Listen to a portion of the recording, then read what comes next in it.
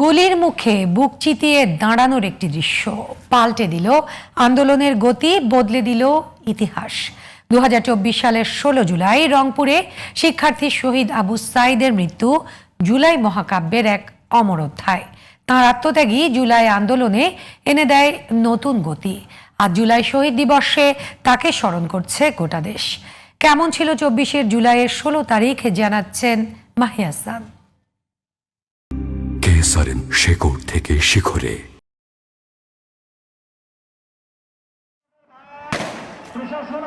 24 জুলাইয়ের 16তম বিকেল, ছাত্র জনতার আন্দোলন দমাতে যখন বেগম রোকেয়া বিশ্ববিদ্যালয়ের সামনে চলছে নির্বিচারে গুলি, এক তরুণ সামনে এসে দাঁড়ালেন, দুই হাত প্রসারিত করে কেটে দিলেন বুক।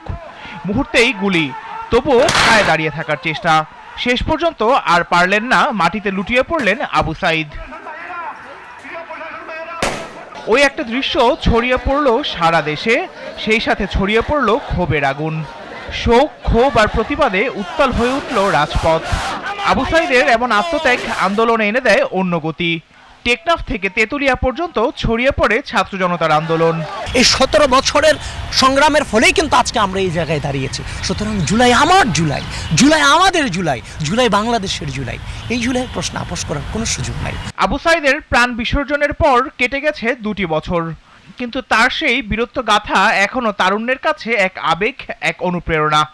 অভ্যুত্থানের সম্মুখ সারির যোদ্ধারা বলছেন, আবু সাঈদের প্রাণ বিসর্জনের মধ্য দিয়ে যে জুলাইয়ের সূচনা, সেই স্পিরিট এখনো আগের মতো অটুট আছে সব পক্ষের মাঝেই। রাজনৈতিকভাবে রাজনৈতিক দলগুলোর মধ্যে বিভাজন থাকলো, জুলাইয়ের বিষয়ে সবার পক্ষ থেকে কড়া স্টেটমেন্ট গিয়েছে এবং আমরা মনে করি যে জুলাই জেনারেশনকে এটা একটা আশার সঞ্চার করছে। আবু সাঈদ হত্যায় সংঘটিত মানবতা বিরোধী অপরাধের মামলায় 2 জনকে মৃত্যুদণ্ড দিয়েছে আন্তর্জাতিক অপরাধ ট্রাইব্যুনাল।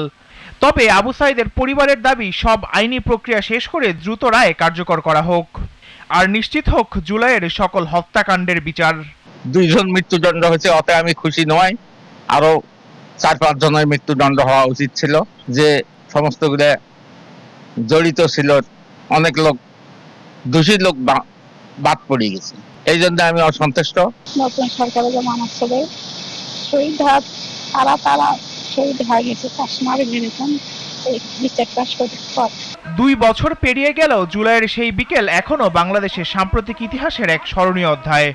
বুক চিতিয়ে দাঁড়িয়ে থাকা সেই তরুণ আজও সাহস, প্রতিবাদ আর আত্মত্যাগের প্রতীক। মাহি হাসান, ঢাকা।